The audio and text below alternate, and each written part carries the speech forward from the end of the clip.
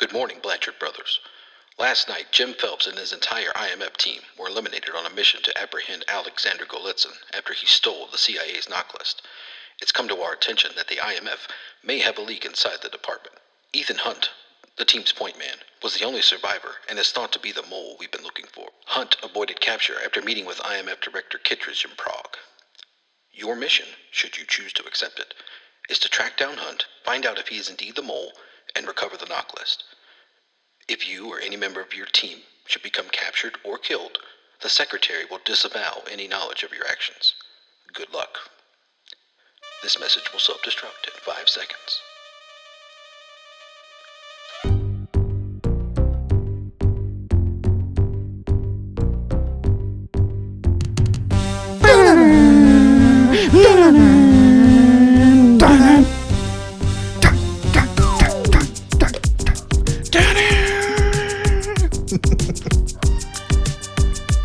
Hello, and welcome to the first episode of The Road to Reckoning. My name is Noah. And my name is Gavin. And we're the Blanchard brothers. We have accepted an impossible mission. We're going to watch all 6 Mission Impossible films before 7 is released. Yes. Or as I like to refer to it, Mission Impossible Dead Reckoning Part 1. Again, the greatest title in the history of cinema. Yes. It will never be topped. It will never be topped. We're very excited. We've been waiting on this one for a while. It comes out in July, so we figured, why not take a little trip? Yeah. Down the road to reckoning. Exactly. There's 6 movies to watch. Why don't we go back through these? We got 6 months in the lead up, so you're getting one of these a month.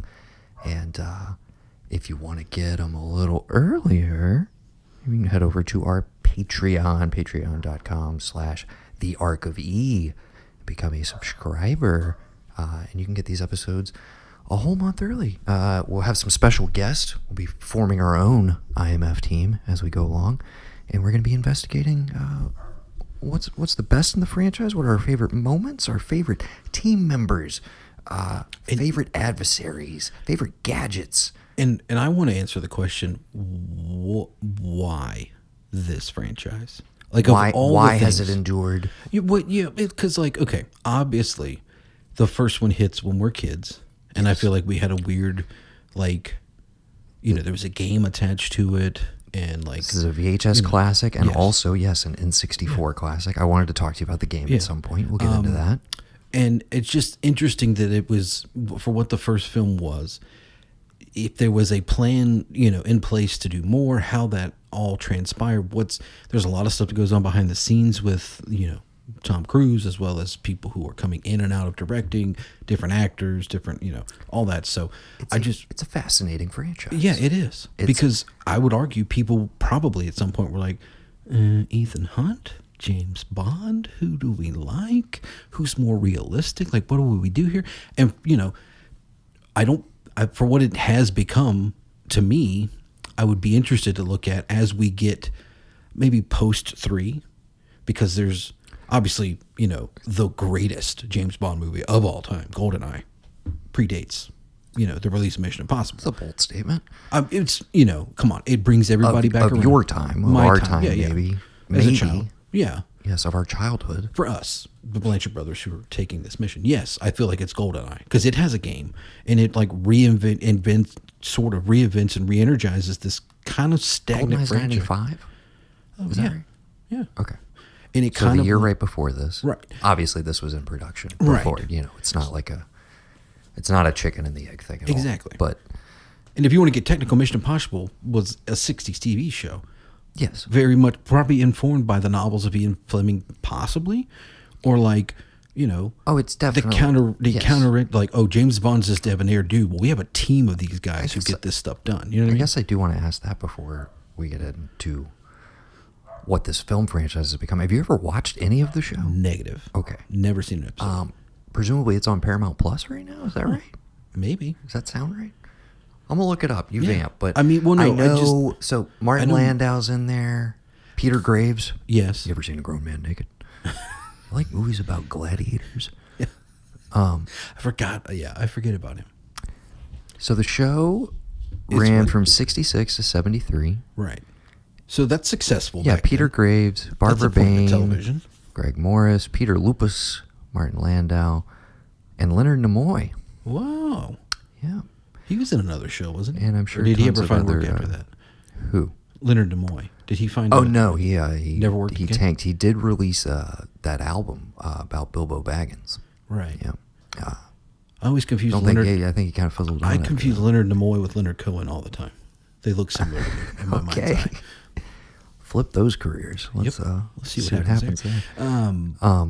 But yeah, I've never seen an episode, so I don't know. But it's weird because, like, I feel like, correct me if I'm wrong, this time, like 96, 97, do you feel like there's a mood to, like, let's go back 30 years ago This is. I mean, and see what we can do? Because Austin Powers comes around this time as well. I think this is the starting point also of the kitschy TV shows, the first wave of like, okay, let's turn these into movies. You have the Mod Avengers, Squad? the Yes. Mod Squad. There's more. There's so many more. Why are we not thinking of this? Well, I mean, are they relevant now? That's my question. We don't No, remember they're them. nothing. It was Wild Wild West. Yes.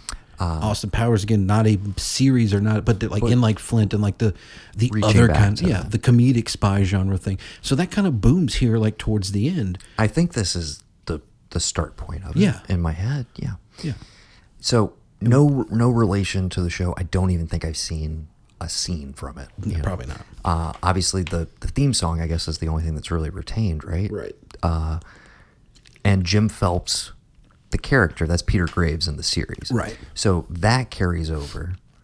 But are any of the initial team that we meet in this movie, are any of them in name like Other than related? Jim I just Phelps, wanted to I look do really not quick think because so. I don't really. No. Yeah, I'm not seeing any names that line up there. Oh, that's Sam Elliott was on Mission Impossible at some point. Maybe we need to. That should be Maybe maybe that might be a Patreon bonus episode where maybe we do a first and last Mission Impossible. That could be That'd be fun. great, If yeah. they're all, it looks like they're all on Paramount Plus. It says they have. Yeah, it looks like they have all 7 seasons. So yeah, we could check out the pilot and then episode 177. Jim Phelps is the only character from the original series to appear in the movie. Okay. Which we'll get into that, but that's why I guess I don't understand. I know Martin Landau was like really vocal about being so pissed at like how they treated the legacy characters, and I'm like, the one legacy character? Well, see, that's the just thing. that they made him the Everybody- villain. Spoiler everybody- alert! yeah. Excuse me for Mission Impossible. Yeah. No, that's the thing. Notoriously, everybody associated with the original series was asked about it. Not a lot of them, either they didn't want to do it or they were just like, no thanks. Excuse me. No, what it was is the original idea Was was to to bring have all them them in and be the team that is killed. killed off. Right. Spoiler alert. So they were like, in no. the opening of this movie. Okay. No, we're not down with that. I remember watching Martin Landau at it's either like an MTV Awards show or something where they ask about it. He's like, well, I'm kind of done with that because I don't. It's nothing like the TV show we did. Why would I ever want to be involved with that? I just remember being like, you're just like a mean old man, but like Landau, seems like bit really of an disgruntled asshole about from it. everything I've ever heard about him. Okay, it's time to take a cruise down the career. We got to find a good name for this segment, but this is where we're going to talk about where Tom Cruise is in his life. We're gonna take a career cruise. A career cruise. It was right there. Thank you. That's what I'm here for. Yes. Let's talk about where he is at, both publicly, personally, etc. So At this moment. let's wind it back to 1992. Okay. Do you know what the big deal about 1992 is? Can you guess? It's a duel in my mind, if we're talking in relation to Cruise. It's a great year on a personal front Yeah, 'cause and a you're- career front. Mhm. And it is also when like the celebrity starts to maybe outweigh some of the flaw. You have Far and Away, which Yes. was not well received, and I believe kind of a colossal failure, box office wise. But he gets a wife out of it, right. and then he also has one of the iconic Cruise performances in A Few Good Men the same year. Right. So that's where which is a massive hit, of course, and then follows it up with The Firm, Yes. Another huge hit. And then another book adaptation, Interview with the Vampire, in 94. Mm-hmm. So he has transitioned into leading man status, I would say, firmly with the Born on the 4th of July performance in 89. I would say kind of solidifies him as like, oh, he's a real actor. Right. He's not just strictly a movie star. But A Few Good Men, it's like he's at the center of it. Incredible supporting cast, of course, and going toe to toe with like one of the greats, with Nicholson, who was on the set every day for the courtroom scenes. Didn't say you could do your lines to a double. I'm out. He sat there the entire time. And when asked why, he's like, because I love acting. Yes. I love this shit. Now, see, the scene ends there, but, she falls. But if I say something or do something different, we can do that. You gotta be a writer to be a good actor. Jesus, Jack. Pretty good. Jesus, she fell funny. Okay. So, But 92. okay, yes. Cruz Wagner Productions That's when it kicks off? is Solidified. in writing. His agent, Paula Wagner. They filed the papers. Right. They become CW, Cruz Wagner Productions. This is their first movie. Yes. They had produced anything else. This is like, okay, we start at 92 when my star is good. I get Interview with the Vampire after that. I do The Firm after that. I just wanted to point out The Firm is like, that is, I'm on the poster. I'm the dude. I mean, he'd had Days of Thunder, which I can't remember. I think did fairly well. Yeah. But I'm saying, you think about like Rain Man, he's paired with Hoffman. Color Money, he's paired with Newman. There's a lot of like, we're building him up to like, right. We want you to think of him in this echelon of actor. But I'm just saying The Firm is one of those, again, like ridiculous supporting cast, but he's on the poster. He's the guy. Right. And adapting a huge bestseller. And it's like, who are you going to cast? Well, the hottest movie star in the world right now. So he's flying high. Interview with the Vampire, I feel like, is a little bit of a, that's the first time people are like, maybe he was a bit miscast in this. But I don't think it dings him too much because the movie's overall like a pretty big success. Because I think of that as like a Brad Pitt movie. Is that weird? I mean, he is Lestat. He is, Cruz is Lestat. He is like the... I need to revisit that movie. Haven't seen it in probably about 15 years, and I've only seen it once. But I remember being underwhelmed by it. Right. With all of the hype around it. But, okay. So, yeah. First production... Mission Impossible. I'm wondering, I didn't find any of this in the research, but like, did he have a huge attachment to the series from his childhood? Okay. He wanted to do it simply, like I said, what we can get into later. You got gadgets? Because like the gadgets in the show allegedly were the thing that he wanted to do. Like And that's the reason why he thought it would make it, because it was just cool. Also, again, at the time, Bond is in a bit of a fallow period, post-Dalton. They're just getting back on track with like, okay, we finally got the dude that we wanted to have before, but now the timing's finally syncing up, and it hits. I feel like GoldenEye is like, does really solid, but it's Tomorrow Never Dies where it really like, it's like, okay, we like this guy, essentially. We'll let him do more than one. But yeah, I feel like it's a good move in that Bond fallow period to be like, okay, what if American James Bond, but again, I don't think that's the thinking at the time. I think he morphs into being more competitive as a Bond alternative as the series moves on. But very pointedly, who does he pick to direct this movie? Who does he handpick? Here's the thing that we're forgetting that I may have misspoke about earlier. GoldenEye is in between the two that Cruise has in this year. I'm sorry, 95. It's a year before. My bad. I thought it said 96. You're right, 95. So it's not that big a deal. It's not a big a stretch. It's literally it's November 95. So you have the success in the end of the year coming into 96. They're in production more likely whenever this GoldenEye drops. So they know like, okay, James Bond is back. I'm sure there's things all over Hollywood. There's tons of stuff being talked about it, but it's like, yeah, James Bond, it's back. It's the thing now. And maybe it was to the point they were trying to maybe catch that groove of like, look, there isn't a big secret agent like 007 type out now. Let's go ahead and try and get this greenlit and get it going. Again, Paramount had the rights to the original show for years. Well, I think that's what ends up being really interesting about what this movie morphs into, because the story always goes handpicked De Palma, but in my research, originally he wanted Sidney Pollack. Yes. Which makes sense again for what this movie is conceived as, which is kind of a 70s paranoid thriller, which you kind of forget until you go back and watch it because of what these movies have become. So Sidney Pollack makes a lot of sense, of course, but ultimately he goes with De Palma, who's, I mean, he's coming off what, Untouchables? Yeah. Yeah. So presumably the studio was like, yeah, absolutely, this guy.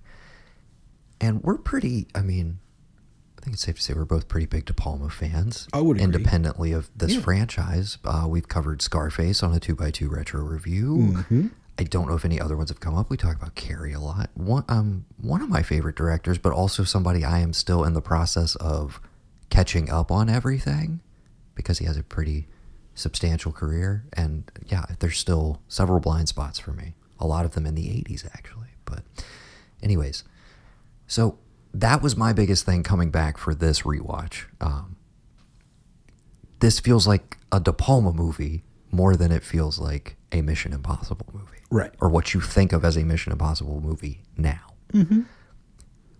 And to that point, one of my kind of overall thoughts was, I don't know if there's a way to ever go back now, but I would love it if somewhere in the midst of part 1 and part 2 of Dead Reckoning, because we know this is kind of the bookend of the Ethan Hunt story. Whether the franchise continues on, we don't know, but that's going to be it for Tom Cruise as this character in 2024. Everything's done. Right.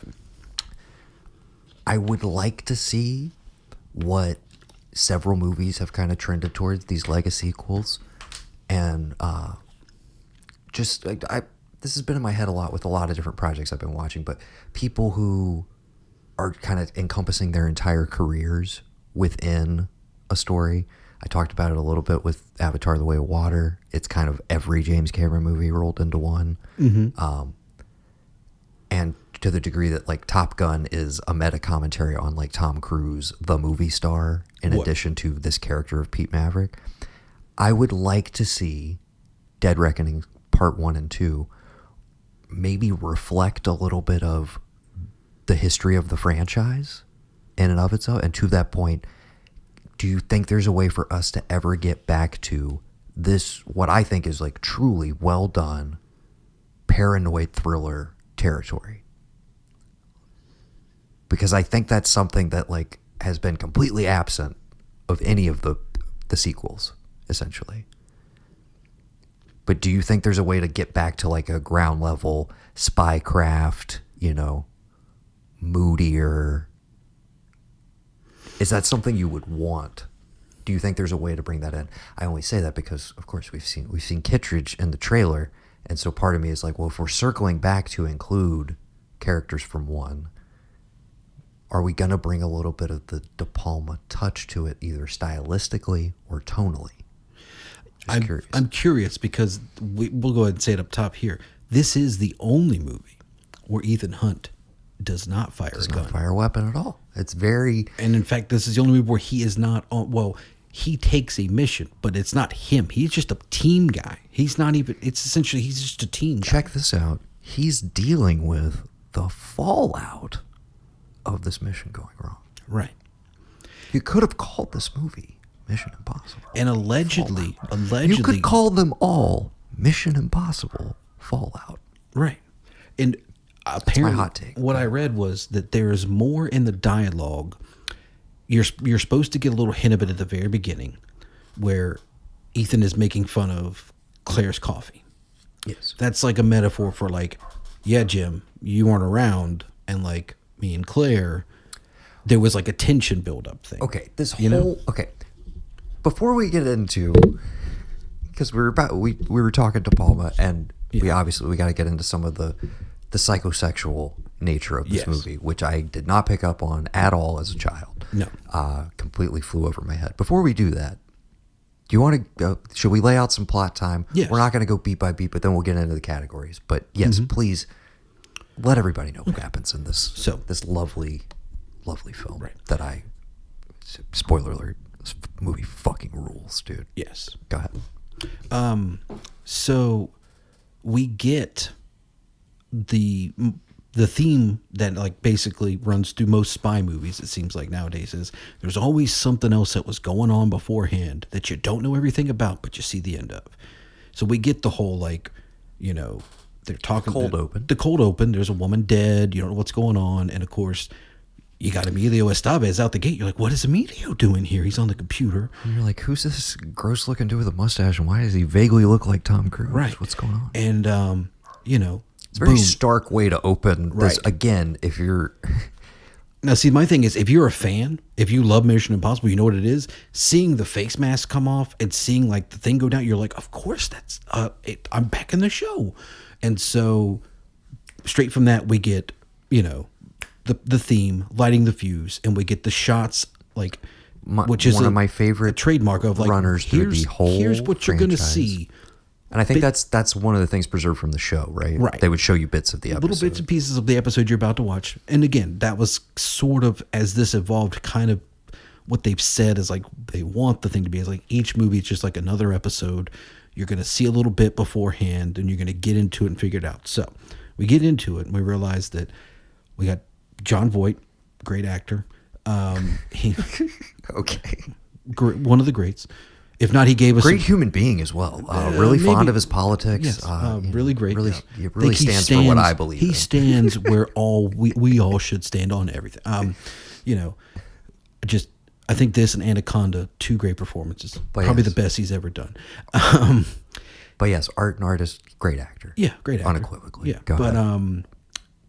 So he decides he's informed that his mission, should he choose to accept it, is to stop this guy from stealing the CIA's knock list. What is the knock list? The knock list contains the actual names of all these secret agents and their codename, who they really are. But only in Eastern Europe. Only in Eastern Europe, nowhere else. I just want to be specific. There's like a Europe list, there's an Asia list, there's an American list, because we all know the CIA. I just kind of like that it's localized. It's right. Like, this is not. I love the stakes of this one. Yeah.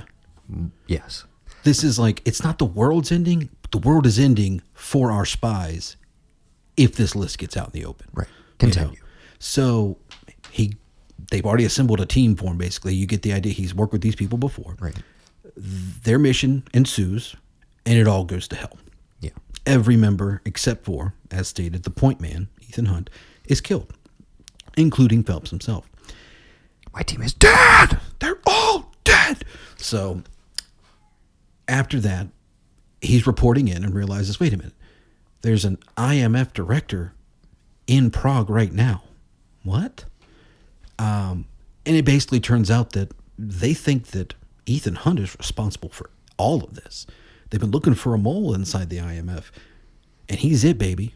And basically, the rest of the movie is him. Thing was a mole hunt. Yeah, the rest of the movie is him trying to get what he needs in order to get the buyer who wants this knock list to get to Job, the mole, and he's got to do some crazy stuff to get it. And he enlists the help of some other people, which we'll get into in a minute. And ultimately, you know, it all converges on a train a la Murder on the Orient Express kind of thing. And, you know, we'll get there. But yeah, it's a big mole hunt. This movie is a mole hunt. Yes. Who's the mole? You know? Got to find that mole. Yeah. That's it? That's pretty much it for the plot, yeah. Yes. Which everybody makes to be so, like, I couldn't understand it. What could you not understand? That's what I'm wondering. Again, I think that's part of what I like about this movie is it's not very hand-holdy. Right. And it presents a lot of things that, again, it's the elegance of the De Palma filmmaking where it's like you're sitting there, especially in that opening scene. Well, again, we'll get. Should we go set pieces? Where do you want to go? Yeah. Okay. Let's talk them through real quick because we got kind of our main ones. Okay. Our three big contenders. Yeah. Our opening one, the Golitsyn job that all goes wrong. Right. To the point of De Palma. Okay. We see that whole scene play out. And if you're watching, if you've seen it a couple times, you are kind of like, that background extra, like, why'd they pick this take? Right. Like, this is weird. That person sticks out like a sore thumb. Like, what's that? I don't know. This is kind of odd. And then when you get down to the beach side, you're like, wait a minute, what are those two? Those two are just randomly here? Yeah. Nobody else is out here. And What it's the like hell? he presents all of that to you. Straight. Very straightforward. And then it's only when we go back and like you see what Ethan was clocking the whole time in the scene with Kittredge where you're like, oh. And to me, that's the first indicator of like, just pay attention. I can see again, I'm trying to think of like what were the popular action entertainments of like right in this era. But that's what I like about this one is it is more cerebral. Again, it's more reaching back to those 70s paranoid thriller. And you have the setup of like he's a man without a country. He's been disavowed. He's got to figure out what the hell went on. You have Claire still alive, but other than that, you have no idea. To me, this is like the only time in the franchise that you truly see him under the gun or truly like scared on it. I mean, he's on his heels in like 5 and 6 to a degree. And they're always like, kind of racing against the clock. But he's the Jim Phelps in that position. He's just Right. like, I think that doesn't give enough to like, if you're watching this, having watched any of the other ones or what he becomes in these other ones, he's just, for all intents and purposes, a good farm boy who wants to serve his country, who either went through some kind of CIA training, whatever kind of training. We aren't told. He has no backstory, which I love. And then he's on this team. What is this team? This is an IMF team. What's the IMF? Well, the Impossible Mission Force. You don't know that till 3 though. You don't figure it out till then. You just see IMF and you're like, wait, IMF? What is? Yeah. If you're a Mission Impossible fan of the show, you already know a lot of this coming in. Yes. Their whole thing is like, he says it in one of our other set piece we can get to is no body count. There's no need for these people to die, anybody to die.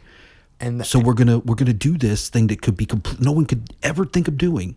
We're gonna do it, and we're gonna do it without them even knowing it. By the time they figure out what's going on, we're in the wind. We're out. We're gone. We're ghosts. We can put any face on we want to. We can have any accent we want to, and that's predicated in this first mission where Tom Cruise is essentially walking around with a Ross Perot / like I don't know what face on, pretending to be the senator, and I'm thinking, how does this work now?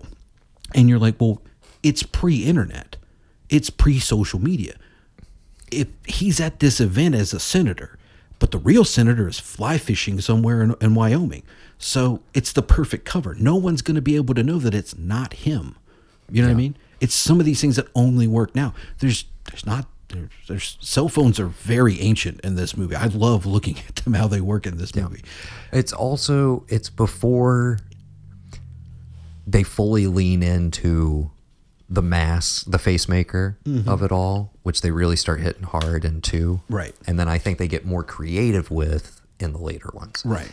But this is still like, we need to visually connect Tom Cruise under makeup for Right. you to buy this sort of thing. This so is they the have only the one with setup of like, practical makeup. oh, he happens to like vaguely, this senator already happens to vaguely look like an older Tom Cruise, essentially. So I love that they eventually get past that, but I understand the the visual storytelling for that. So I love the bit though where he's like Cruise acting on TV. We are living in a democracy. The last time I checked. Yes. And then like, when else have you ever gotten to hear that voice come out of that? to me, man? this is all just build up to Les Grossman in Tropic Thunder. Yeah. That's just all this He's is. like, just pile it But on again, me. if you read it, he loved it. He's like, felt like I was a 10-year-old with all the gadgets and what would just be cool to watch on screen. And so that's why you have the gadgets like you do. Well, and to get to this, it's yes, something the facemaker is an uniquely Mission Impossible thing that you're just like, as soon as you see it the one time, you're like, that's just fucking cool. And then you start daydreaming about like all the different ways they could put that into use. Okay, so we have the opening set piece, everything starts to go wrong. Our first kind of tip off is the elevator malfunctioning, and poor Emilio Estevez, who us as kids were just like, Gordon, No. Mr. Bombay, No. in your face, ow. Well, me, I was like, Billy! Billy! Oh yeah, you're a huge Young Guns guy. Dude, I will ride and die for Young Guns and Old Henry now. They're all the same as far as I'm concerned. Do we need to have a Billy the Kid month where we do Every Young Guns Billy- 1 and 2, Pat Garrett and Billy the Kid, and end it with Old Henry. If only if we're going to talk about the kid with the one with Chris Pratt's in it. Maybe it needs Ethan to be Hunt. like 2 months. I don't know. Yeah. Okay. Yeah. All right.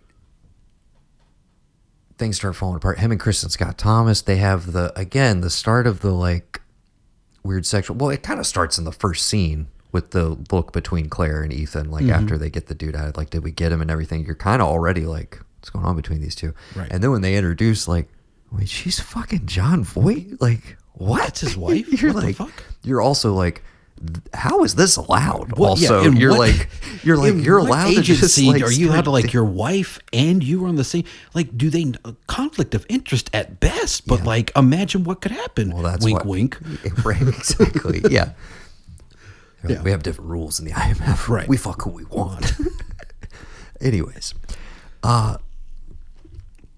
But yeah, you have the moment with Kristen Scott Thomas where they get out and like everything seems like it's going good so far. They're keeping good, and like you're like, oh, they might have a little like genuine chemistry. Like how much of this is acting, how much of this is not. And then, like I said, Jack gets the elevator to the face. It was Hannah gets blown up in the car. I forget the order that everything happens. So but he's, as soon as they get outside, Jim is like, I'm coming to you. I'm coming to you. I Stay got put. and he's like, I got a tail. Like So somebody's following. they get outside and he says, I got a tail. I said, can you lose him? And he says, yeah. He basically turns to Sarah and she said, he called abort. We need to walk away. And he's like, no, we stay on the mission. 'Cause the You list is in the open. You shadow Golixon. You stay with him. I'm going to Jim. Runs by Hannah. As he's getting there, he hears Phelps over the radio on his little wristwatch and sees that someone has shot him. He's bleeding and he falls over the bridge. Yes. By the time he gets a chance to run back, Hannah's car, Hannah and Presumably Claire are both in the car. Yes. And it blows up. So those two are dead. And by the time he gets back to the beach where he was, Sarah and Golixon are standing there, but Sarah's been stabbed. And at that point, again, to your point of the filmmaking, you see the two drunk Russian couple that they're on the beach. You see one of them tap and hold their ear, and you're like, Yes. the fuck? But you don't think about it the first time you watch it. And that proceeds us to the telephone booth where he calls and says, like, you know, my team is dead. They're all dead. And basically Kittredge says, like, meet me in this place in 1 hour. And he's like, wait a minute. You're in Prague Yeah, right what now? are you doing 1 in hour. Prague? And that's it. Okay. I'm going to sub this one in there because I don't think technically it would count in the grand scheme of things. I think there's 3 in this movie, but I'm going to sub in one more set piece. Yeah. Which is the restaurant showdown Yes. between Ethan and Kittredge, which I think has some of the best dialogue of the whole movie. We should mention this movie co-written by Robert Towne, Yes. writer of Chinatown, if I'm not mistaken, Yes. among many others. And who else is credited on Is here? it co-op? David Yeah. Koepp comes in and I think is more of the plot guy. Robert Towne is probably the dialogue man, and then Steve Zalian also worked on this. So you have like 3 dead ringer screenwriters, and I think this one is one of the best scripts in the entire franchise, like top agreed. to bottom, and which kind of blew my mind, and I want to look into more detail when we get to 2, but Robert Towne has solo writing credit on that movie, which I think is terribly written and conceived movie. So I'm wondering if that's one of those, like, he just got his name on it, but there's a bunch of other cooks in the kitchen. I don't Possibly. know. But anyways, the showdown between him and Kittredge is amazing. The low angle that De Palma goes with, the cross cutting between them, where it's basically like you're laid out on the table between them looking up. Incredible camera work, incredible tension. And yeah, Ethan's basically just like, what was the other team doing there? And he like points out all the people we get the cutbacks. I don't follow you, honey. Well, see if you can follow me around the room. The waiter standing over Hannah, 12 o'clock. The drunk Russians on the beach, 3 o'clock. The other team, the IMF team. What were they doing there? It's great. And we should mention the great Henry Czerny, just crushing his Kittredge. Love this character. Number 1 contender for my favorite adversary of this movie. We'll get back to that category in a moment. Anyways, scene escalates. He basically reveals like, well, you're the only one who survived, so obviously I think you're the mole. He mentions Max and Job 314. He said he intercepted a transmission from a buyer named Max, an arms dealer, to Job 316. For Job 316. And Ethan's got to do a little homework before he. And this is my thing. He says Galitzin was one of theirs. Yes. So he was IMF or he was CIA? That's my question. Kittredge is CIA, correct? Kittredge is listed as the IMF director at this point. Excuse me, no. I didn't realize that the first time I watched it, but he's listed as like the guy in charge of the IMF at this point. So yeah, no, I took that, and it's like he has an IMF team there as a secondary squad, essentially. So yeah, I took it as Galitzin was also part of the IMF. Yes, and again, it was all theater. Everything was... This whole thing was showed just to catch this IMF team in the act, because they were like, this IMF team, they're going after the list, whoever. And my thing is like, okay, if you give this to Jim Phelps and he takes it, why all of a sudden is your suspicion not just automatically on him? And why aren't you watching him? You obviously have people watching every other person on the mission, but you as the IMF director, no one's watching Phelps. And he's dead mysteriously. Like I get it, but at the same time, it's like that ought to be your first clue that like maybe something wasn't exactly 100% right about this op you were on, like as a viewer watching it. Well, again, I think this is where some people are like, wait, what's going on? And I do think it's one of those, it is kind of like tied into so many knots that it's like, yeah, if you start trying to pull at it, it's not necessarily all going to hold together. But I do think it's more legible if you've seen it a time or two. I do think it is a little overwhelming probably the first time you go through. And to that point, it also, which I love, does use a lot of like quick, snappy, like some jargon and stuff where it's like you may not... It's one of those movies where you just got to trust that the people talking know what the hell they're talking about because you're not necessarily going to know what a fucking knock list is even when they explain it to you. So back and forth with him and Cerny, oh my God, I don't want to blow the line. What is it? If you want to shake hands with Dibble, that's fine. I just want to make sure that you do it in hell. And then the red light, green light gum, which was set up by Emilio Estevez, and his only, I mean, they get the little interplay where he's fucking up earlier. It's like, I recall a Jack, a rather lazy fellow. Like, I'm putting too much sauce on it. Excuse me. Memory serves correctly. We had to drag him behind one of my finest thoroughbreds. Yeah.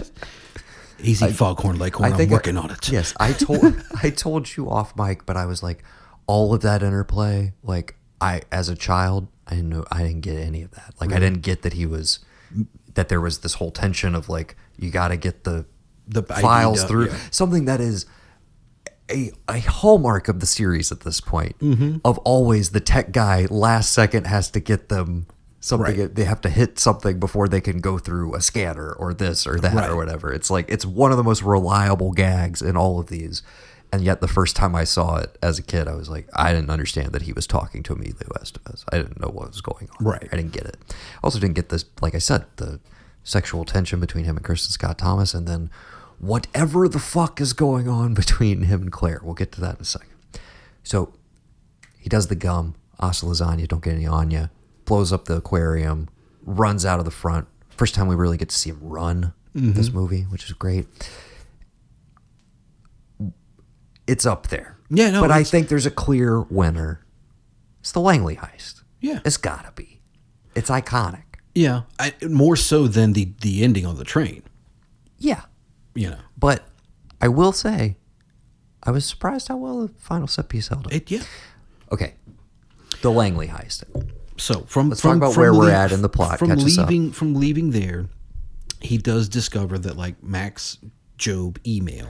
And again, sorry, go ahead. No, it's on the computer at your hideout safe house that Jim Phelps was using before he left. Where do you not how do you not go immediately to like Phelps? But we'll get to that. So they agreed to meet. He didn't look at the front of the Bible. He didn't. He had to wait a couple days to do that. Drake Hotel, Washington. Chicago. Sorry. Yeah, Chicago. Why did I say Washington? Drake Hotel. Yeah. one of your cushy recruiting assignments. Chauffeured cars, fancy. Yeah. That's the other thing I think I appreciate about like the opening when he basically lays it all out. Like Phelps gives them the entire plan, is that like you really feel like that's to me the closest you're going to get to like the original show.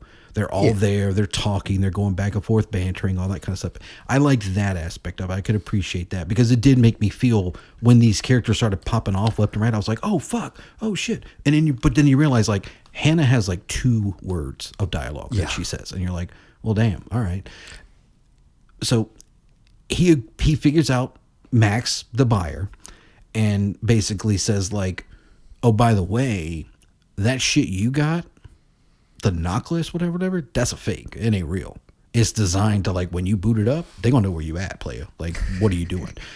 So can you imagine if he started talking to Vanessa Redgrave like that? So hilarious. So they meet. No, instead he just looks like wide-eyed at her like, I can't believe I'm in a scene with you. Right. It is one of the few, I mean, this happens every once in a while in his career, but when you see him paired up with somebody where I'm like, oh, he like didn't know how to behave in this moment. Right. But he is so wide-eyed in all their scenes together. Go ahead. But that's a weird sexual tension with her as well. Like, she would be just as happy to like, you boys can leave and I can fuck Tom Cruise right now. Right. And Max, he's kind of like, yeah, and he's kind of like, I think I want to have sex with this arms dealer. Yeah. Maybe. I don't know. Max. See, that was see, that's weird because one of her henchmen, I swear to God, was the same dude that shows up in Ghost Protocol. When he goes to meet the Russian dude he helped break out of prison, I could have swore the blonde-haired dude was the same guy from the first one. You're smushing because we watched them very close together. Have you gone through all of them? Yeah, back to back to back. It's 2 that you're thinking of. No. When he goes... But you know that happens in 2. It's the same dude? The long blonde hair guy? Yeah. Yeah, that's 2. But no, there's another... I'm not thinking 2. I'm thinking 4. But you do know that he shows back up in 2. He does? We'll get to it. Okay. I'm saying you're conflating that with 4. That does not happen in 4. Okay. Maybe I am. I just didn't recognize 2, and I just thought 4. But that henchman does pop back up, and you're like, oh, Max. But of course, I think Vanessa Redgrave may have passed away at that point, or they just didn't know how to fit her in. Right. But anyway, or maybe she's off on assignment or doing something. Because, we'll get to that one when we get so to anyway, it. He basically says, look, if you give me this much money and you confirm to me that Job will be at the meeting when I give you this, I'll go get the real knock list for you. I'll get into Langley and I'll get it. Okay, go for it. So how's he going to do that? He has to assemble his team again. Where does he go? He goes to other disavowed IMF agents to get his guy. He calls in Luther Stickle. And he's a computer genius, you know. The Net Ranger. Yes. There's no proof that I had anything to actually do with that. That exquisite piece of work. Whatever he says. Ving Rhames enters this franchise. Yes. Never to leave. We get him in all but 1. He's not in 4 that much. He's in it though. At the very end, yeah. But I'm saying Ving is in every single movie. He's one of the mainstays. Yeah. Yes. I mean, right out of the gate, I'm sorry. We don't have to debate this one. Best team member of the movie. Right. Clearly Luther. Yeah. Stays true to Ethan. They set up a bond, a friendship that's going to last for 6+ movies. Yeah. 1 or 2 marriages. He does the very low key, like, I love that it's not like, oh, now we're going to have Ving like have an action set piece. It's like, nah, his big thing in the climax, I'm going to jam that computer because I'm a hacker. That's what I do. Yeah. And it's literally just, and see, he jams honestly, the transfer of the knock list. That's his big moment. But again, the whole thing after they, spoiler alert, after they go to Langley and get the thing is that's when you're like, oh, they have a connection here because he entrusts it to Luther. He's like, right. Don't let this thing out of your sight. And see, this is the thing I didn't pick up on until this viewing. Mind you, I've seen this movie like 20 times. I did not realize until this watching it under this guise, that Luther himself had just been disavowed.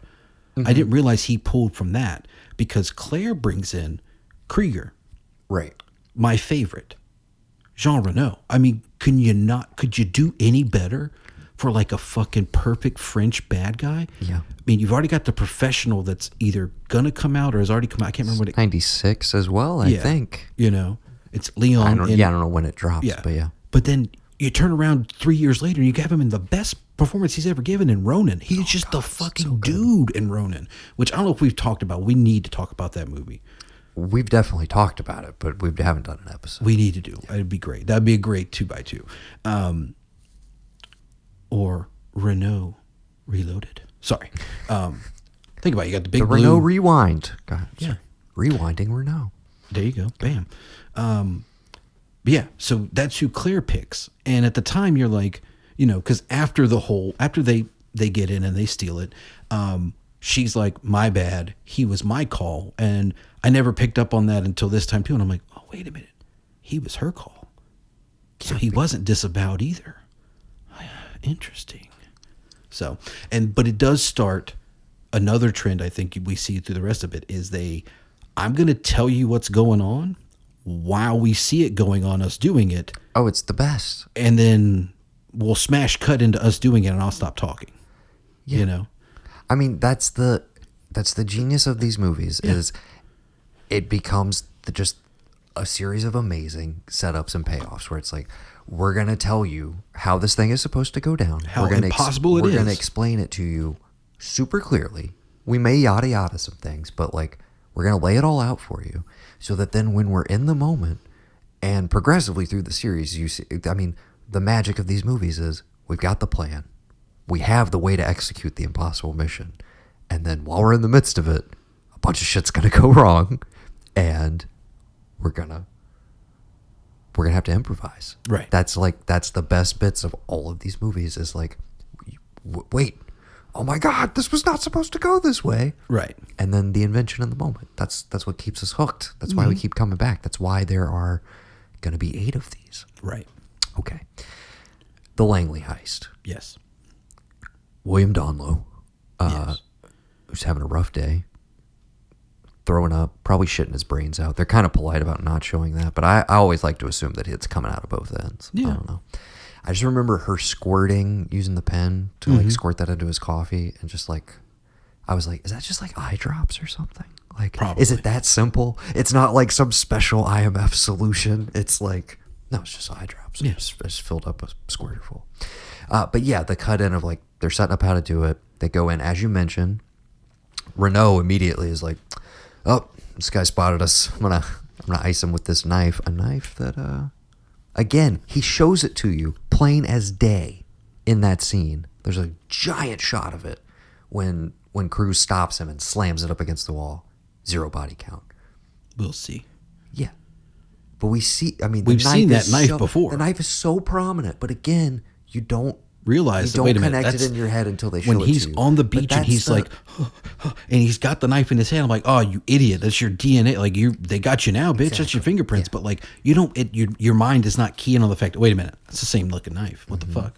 Exactly. How many knives you know are the exact same? That same cut and everything. Yeah. Yes. You know, the weighted thick handle And versus then, And then once again, we're gonna hammer it home even further because after it's a masterclass in tension. Oh yeah. That whole sequence. The pace of it, the editing, everything. And then it's like, I don't know, dude. It's just like classic De Palma or classic Hitchcock or whatever you want to call it. But like when everything is at its like zenith and then you introduce the rat into the vent, you're just like, no! Oh my God, what's going to happen? All that stuff plays up, right? But of course, he gets the list. He does the impossible mission. But as he's pulling him out and the knife falls, even in that moment, this like prominent kind of rough CG shot of it, but it's so cool that you kind of forgive it. Mm-hmm. But like even with the knife there, you're like, it didn't register for me. No. Like I forgot that element until it was revealed. Right. In the coming montage. So they get the list. They pull off the impossible. Again, I think we're both saying Langley job. Yeah. It's got to be the most impossible mission. The only big snafu that I think it's just a problem is the fact that when they leave, they take Claire out of there in her office attire, but when they're driving back, Claire is in fireman's gear. That's the only like continuity problem I have. I don't even know if I Yeah, that's the only. I'm like, wait a minute. Didn't even She notice changed that. back into her fireman's outfit to leave, but they were walking her out of. And the thing too is like, there's 3 firemen leaving the building. Like, what the fuck? What are you? There's 2 of them leaving the building right now. What are you like? What kind of fire is this? Because we do have the intercut of like, Kittredge is going through like, okay, let's get into Hunt's life. Let's figure out what we can do to flush him out. What kind of guy is he? As they're, because he's like, Barnes, what the hell is this? He's like, oh, it's a fire alarm. Well, do we have to leave? We'll look into it. It's like, what? Yeah. And I do like that, like, the first thing Krieger says is, Langley, why don't we go by Fort Knox? You know, I could fly a helicopter down into it. It's like, no, man. No, we're doing this. Right after the Langley heist, we get another, I mean, it's maybe my favorite Kittredge bit of the whole movie, but where it's just William Donlow's in the background and they're basically like, what are we going to do with this guy that like fucked up and let his security clear? I want him He's like checking baggage claim in Alaska by the end of the just day. make sure you mail him his clothes. It's so good, dude. Yeah. So good. I love it. Yeah. And his back and forth with Barnes is constantly entertaining as well. So after that, we get the nice little actual sleight of hand from Tom Cruise scene, which again, just on the list of things that played even better for me as an adult now watching it, all of the stuff where it was kind of like, oh, I'm getting a little sleepy as a kid, where it's just like, oh, the adults are talking, like nothing action oriented is happening. Basically everything that happens in the safe house. Right. That I was like so bored by as a kid. I'm like, this is like the best shit in the movie, dude. This stuff's so good. But yeah, that's the scene where he basically fakes out Krieger, right, who actually did have the list and was gonna like bail with it, but manipulates him back. And presumably Claire is watching all of this go down, knowing what she knows. Yeah. Yes. So, because that's when she tells him, like, I'm sorry about him. He was my call. You know, I should have known better to bring him in. Still playing that card of like, you know, I'm on your side, Ethan. I'm sorry. This I shouldn't have, like, we shouldn't have trusted this guy. That's my bad. And Ethan being like, well, no, yeah, he had the list the whole time. I was just fucking with him. Like, you know, what's the big deal? You know, like, I got it. And of course, him giving it to Luther, being like, you know, I'm giving this to you because I know you. You're disavowed, but you did your job, and I can count on you, regardless. I'm not gonna have to. I mean, do you know how long Jack had me waiting to get my thumbprint done? You would have had that done in no time if you were part of the team, Luther. Right. You know. But yeah, he's like, one simple thing: don't let this get out in the open. He's right. Like, don't let this disc get out in the open. Yeah. So we move into our final set piece, which I just wanted to. I'm like, again, Langley takes it, but the train set piece actually held up way better for me than I thought it was going to, because I knew in my head, I was like, there's a lot of CG. This is a lot of that mid-90s CG. But at the same time, all of it was shot in a giant wind tunnel. Wind tunnel for like skydiving against blue screen. So I think it's composited very better than I remembered it, probably. And also, again, this was a VHS classic for us most of the time. Little known fact. I've seen this movie was on VHS. Little known fact. This is the last movie to come out on Betamax. That Betamax ever put out.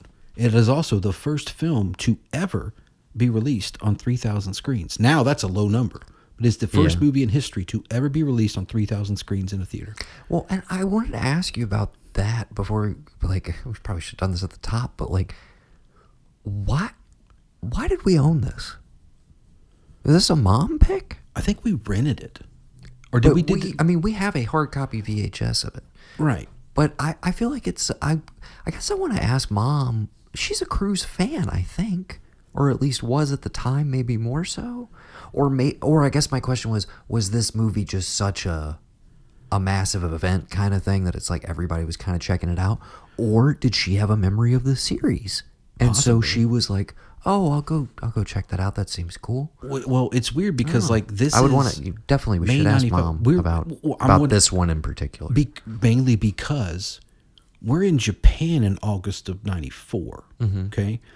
So all of 95, 96 rolls around, May of 96, you know, we're there still.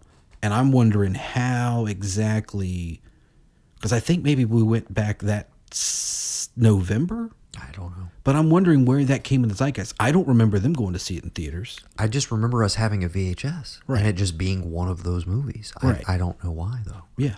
That's a good question.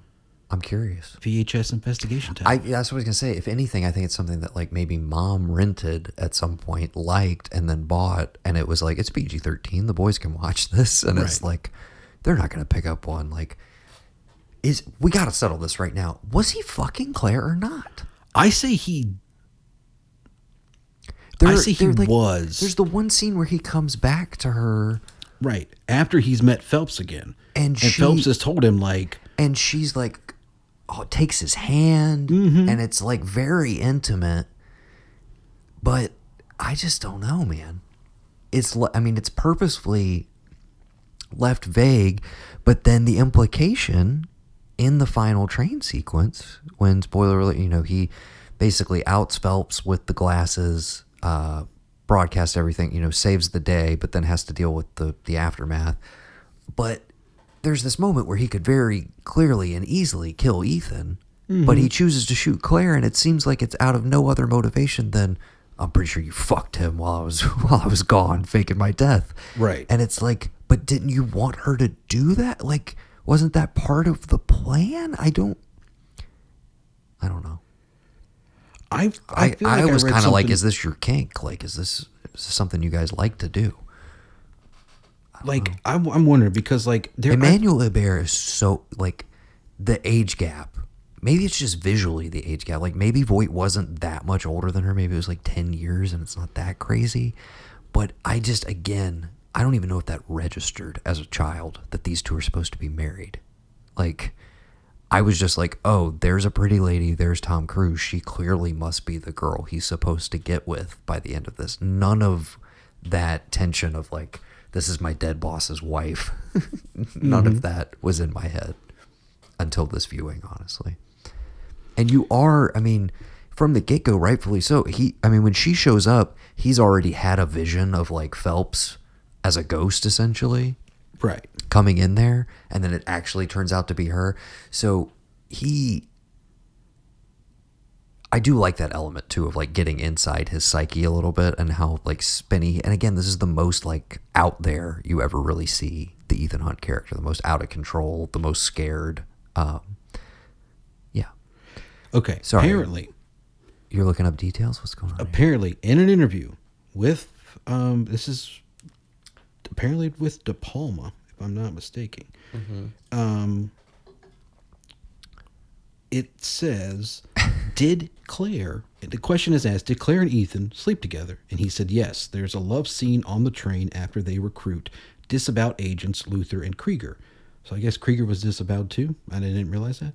De Palma says, but it wasn't essential. That's what they say in the movie, that they're both disavowed. Yeah. But he says it wasn't essential, so they cut it out. So like that. And then but you're meant to take that, yes, that they were. But the question posed later is, why does Phelps shoot Claire and not Ethan? And it says, De Palma says, it's rage. It hits him that he has started something he has no control over. There's a struggle. You see very specifically that he has 2 bullets in that gun. All 3 struggle, and the gun goes off. That's it, the 2 bullets. Because it's like, you can't, that's a Derringer pistol. You can't, it's both at the same time. You're not going to pull one and pull the other. So I got to pick one of these people. Who do I have the better chance of, like, who's better for me to take out now? Well, if I kill Claire because they have a connection, I'm assuming that's going to slow him down and I got time to get out of here. If I shoot Ethan, she's still alive that can finger me because she helped me with this. Again, the rage of it, I guess, is just like, but you left her in this scenario. Like, what did you, I don't know. Well, she's in on it the whole time. I guess my other thing is that's where I understand people going like, why, like this doesn't all hang together. Like this was their escape plan essentially. Was they were gonna sell this to Max, the knock list, and disappear. This was their exit strategy, and they get into the whole thing because, again, another brilliant scene that I did not understand as a child because I didn't have the movie brain for it. I was 5 watching this. Yeah. Like I had to be. We had it on VHS as soon as it came out. I was either 5 or 6. the whole scene after like Phelps shows back up and you're like, oh, I thought you were dead. What the hell? And he's explaining sit to down. you what happened to him. Yes. And Ethan is basically saying, oh, Kittredge is the mole out loud. But what we're seeing is that Ethan actually is piecing together, oh, it was Jim. It was Jim the whole time. Yeah. And I just... Because does he find the Bible before or afterwards? I thought he found the Bible before he goes to call Kittredge and do the whole... I think he does too, yes. That puts it together because it's like if Jim is still alive, we got the Bible here and Claire's here. Maybe I need to get them involved. Maybe I need to get them to know where I'm going to be. So he does the fake out thing to let them know he's in London. And as soon as he turns around, Phelps is there. Ah, okay. This is kind of piecing together. He runs with the idea of like Kittredge is that, okay, but we're seeing, no, this is actually what Phelps did the entire time. And I know it now. Again, as a child, not until this watch, I was on the same page with you. I thought, what is this? I'm thinking Ethan believes that what Phelps is telling him is true, but we're seeing no. Yes, Phelps is what really happened. That's even the though, confusing part. But in retrospect, you're like, no, this is genius. This is him.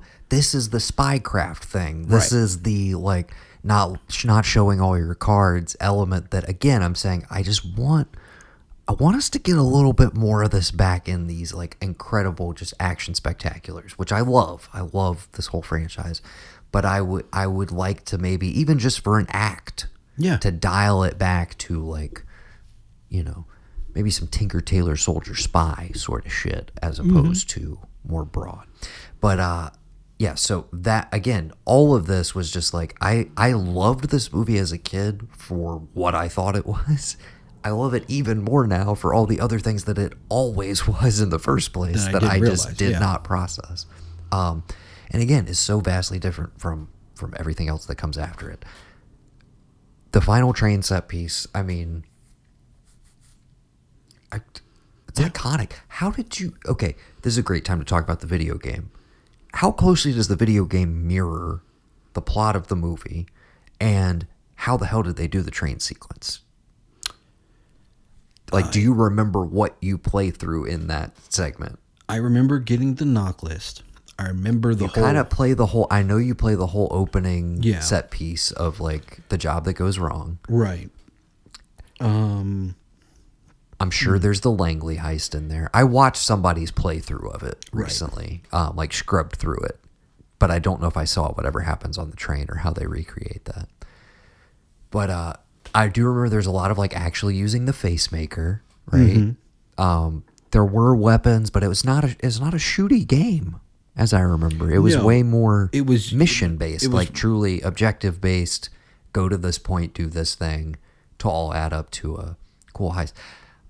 I know there is one other Mission Impossible game that we'll get to when it happens chronologically. I think it's around 3, but I just want to shout out. I'm like, look at like the Hitman franchise, the way that game is structured at this point. I haven't played one in a little while, but they're good. I'm saying the level that has built to of like, we're going to give you this giant sandbox to execute this scenario in hundreds of different ways, essentially. To me, the structure and the game, like the gameplay is there for what I think should be an old school Mission Impossible movie, or even like an Ocean's 11 style thing where it's like you're pulling off a heist by accomplishing different elements or different things in different locations. But I think there's a way to like have that and then have it transition into these big like AAA action set pieces that you play through that are chase scenes or whatever. But I'm just like, dude, if we're going out, if there's no more of these, I know there's probably, it's the first time we've said the word on the podcast. I'm sure it won't be the last. I'm sure there's some weird Scientology thing about like not letting your image be used in like different mediums or something, because notably that N64 game, of course, looks nothing like him. Not that it would in that era, but as a comparison point, GoldenEye is clearly at least like, oh, we have the license to these characters. We're trying to make them look like Jaws, Oddjob, Pierce Brosnan. Right. Whereas the Mission Impossible game is like, this is Ethan Hunt, dark-haired, stone-jawed dude, action man. Yeah. Looks just like Gabe Logan from Siphon Filter. Same thing. I said I was going to wait to bring it up, but then you have Mission Impossible Operation Suma, where Ving Rhames is doing the voice of Luther. It looks like Luther, but you're playing as an Ethan who just kind of looks like every other action hero in any video game, essentially. Well, maybe he just never he might have just never licensed his. And that's what I'm saying. Action figures, same thing. I can't think of any, like, look me up a Tom Cruise action figure that has an actual likeness on it. I don't think that's something he does. So I don't think we'd ever get one that is truly Ethan Hunt. But to that point, you could make a game that's just, it's not even called Mission Impossible, it's IMF. And it's like you have a whole team, and maybe you are building, different people are upgrading their stats throughout it. I don't know. I want a Mission Impossible game. Sorry. Yeah, no, you could. That's my big plea for this episode. Any final thoughts? Have we hit all of our categories? We did our cruise career. There's a few toys out there that got his likeness, but I just don't think it's a video. Maybe it's just a video game thing. I don't know. It's weird. That's not a face. You know what I'm saying? That's not a facial capture. He's showing me a Top Gun toy. There's no way he licensed his. That's not a scan or anything. That looks nothing like him. Yeah, because they use the same one for like every. Well, how about that? Better as Vincent, maybe? Oh, this is a cool figure. Yeah. Where did you find? There's a Collateral action figure? Yeah. It says Redmond. It might be like an Etsy only thing. I don't know. Is there a Tom Cruise action figure? Oh my God. I'm sure they have. I was trying to think of Jamie Foxx's character's name. Oh. What is it? In Collateral. Oh man. We did a whole episode. Max, thank you. Is there a Max action figure? I don't know. That comes with a cab and, like his little photo collage of his future? Island Limos. Is that what it's called? Yeah. Anyways. Who is the... But yeah, if you want to buy me that $200 Vincent from Collateral action figure doll, that would be cool. I guess this is another one from Toy Haven. That's probably the most accurate Tom Cruise one for a Mission Impossible I could see. But yeah, it could just be a thing with like... That looks like something somebody sculpted. Probably, yeah. These are that's probably why they're like... Yeah, that's like... They're not that's a home home sculpt. Yeah. I am kind of surprised though, like the fact that there are not Mission Impossible. To that point, I had Mission Impossible action figures from the first movie because I remember I had Ethan in the firefighter suit from the Langley job. Right here. Can you show me the rest of that line? These are the two. This is great visual content. I'm sorry, people. We're Going down nostalgia lane. It's a tie-in with. It's also a tie-in. Oh, I had both. Okay. Yeah. With Yeah, they're these kind of broad. They're like really wide leg dudes. Mm-hmm. Well, I mean, it has to be something that like they saw how the marketing and like the toys of like, I don't remember James Bond toys obviously, but like there is a marketability to it because I mean you're talking to the two kids that had Waterworld toys. Oh yeah, I love this. So they give him. Yeah, I remember this mask too. Tell me what that mask is. Tell me what mask that is that he uses at any point in the Langley heist or the movie. Nothing at all. Exactly. But I remember that firefighter action latex figure mask vividly. disguise. Love Yep. it. Yeah. But yeah, I don't think you'll ever see his likeness on any of this stuff. Probably not. And I mean, to his point, what does it matter? You know, it does. It truly doesn't matter because we'll get to that as we move through this series. But Right. Ethan Hunt is a vessel. Right. Ethan Hunt is not a traditional action hero by any stretch of the imagination, which is what I absolutely love about him and what they turn this franchise into, which is ultimately to me, it's the anti-Bond. It is so much about like ingenuity and thinking on your feet, the team aspect, and it is all. I mean, there's a body count in these across this franchise, but very rarely at the hands of Ethan Hunt. He is almost never. He goes out of his way. He's almost never the shoot first, ask questions later kind of guy. He kind of goes out of his way, and to that point, when they do have those moments, they hit that much harder in certain sequences, like in one of the most recent movies, which we'll get to, which I think is an astounding moment. But because let's face it, Ethan Hunt has no license to kill. That again, James Bond. That's the first thing he gets out the gate. It's the anti-Bond where it's like, Right. what's one of the first few things we say about James Bond? Well, he's an agent for MI6 with the license to kill, and it's like Beginning of every movie, he comes out and shows you that he could kill. absolutely. Yeah. And what is Ethan Hunt usually doing? I'm running after a bomb. Yep. Or I'm running after this thing. I'm jumping onto this crazy thing to stop Look this at these thing stunts, from bro. happening. Yeah. Which again, all his own stunts in this one.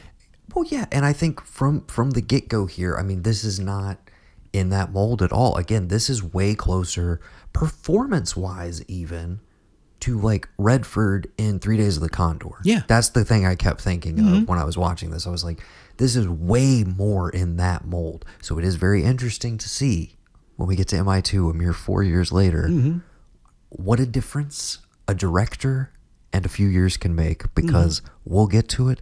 The most 2000, the year 2000 movie ever made. Yes. Wholeheartedly agree. Yes. Okay, to recap. Cruise, he's at a high point and he's about to hit another high, essentially. This movie is a big success, not with the critics, but audiences love Third this shit. highest grossing Eat it up. movie of 1996. Cruise famously forgoes his $20 million fee and reportedly recoups about $70 million for this joint. He says, fine, take my 20. If you're worried about $80 million, take my 20 off the table, and I'll just take points off the box office. Bam, $70 million in his pocket. And that, to dial it all back, is part of it. Let's be real. That's the real reason this whole franchise has endured, because he has a stake in it. Right. Because this has always been His the first thing producer. that This when is the his first world- producing credit ever. When the world is on fire around him, when his career is like, what do I do? Do people even like me anymore? This is always the like, you can always come home. You can always come back to Mission Impossible, because it's something you started, and you have, again, the way this melds around Tom Cruise, the actor, and where he's at any given point in his life, and the way they shift Ethan Hunt as a character to be as malleable as they need him to be, is one of the most fascinating things to chart. And things start to get very interesting right off the bat when we get to 2. We are in an interesting Tom Cruise era. We'll talk about it.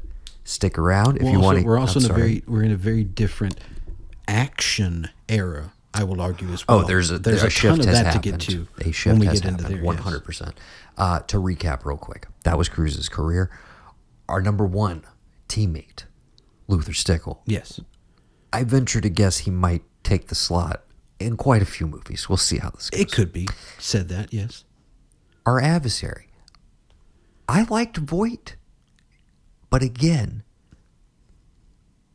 I think Henry Czerny steals the show. Yeah, I agree. I think it's Kittredge's because category to and lose. ultimately, whether he finds out who did what or not, the IMF and them, they are coming for him.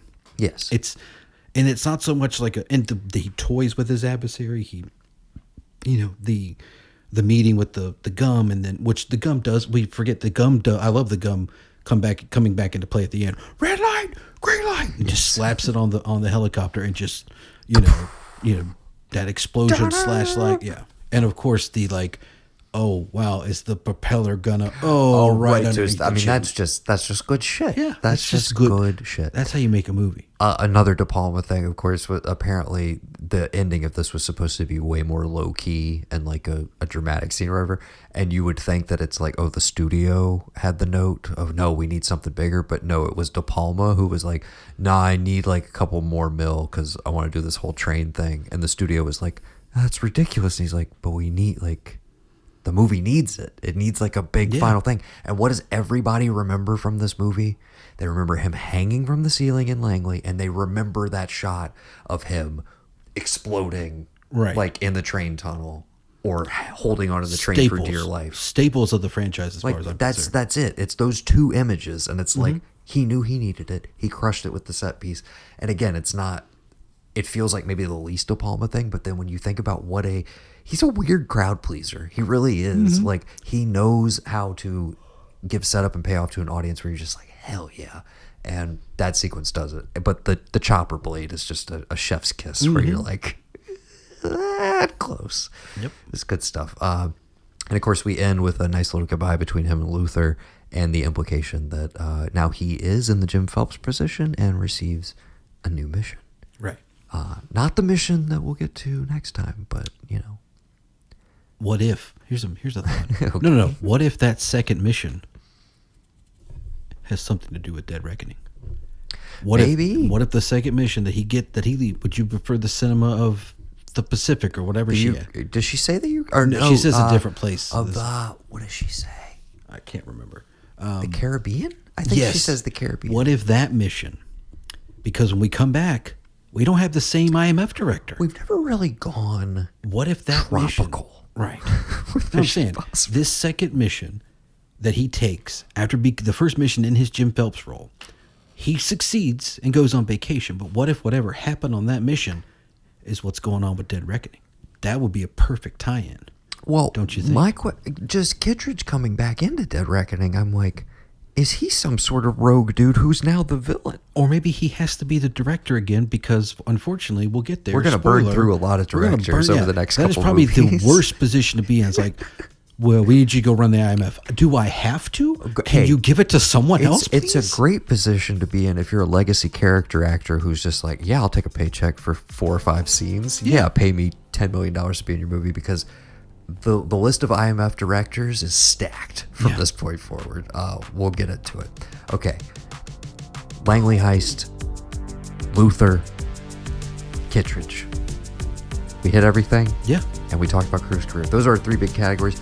And the gadget, I mean, the pacemaker takes it in this one. That was, as a kid, what a concept. Mm-hmm. Great stuff. Yeah, I think we did it. I think we accepted this mission. And I just want to say, mission accomplished. Oi, Tom. It's been 3 years since you and Paul started trying to make movies together. When are you going to get your shit together and get it going, you dickhead? Anyway, I reckon your mission ought to be to take some franchise from the 60s and make it relevant today. Good luck with all that, you bastard. Maybe if you get lucky, Hollywood will let you make 1 or 2 more. But if you get caught or something, or die doing a stunt, the Church of Scientology will disavow you. You ever joined them? This message will self-destruct in about 5 seconds, you cunt. Good luck.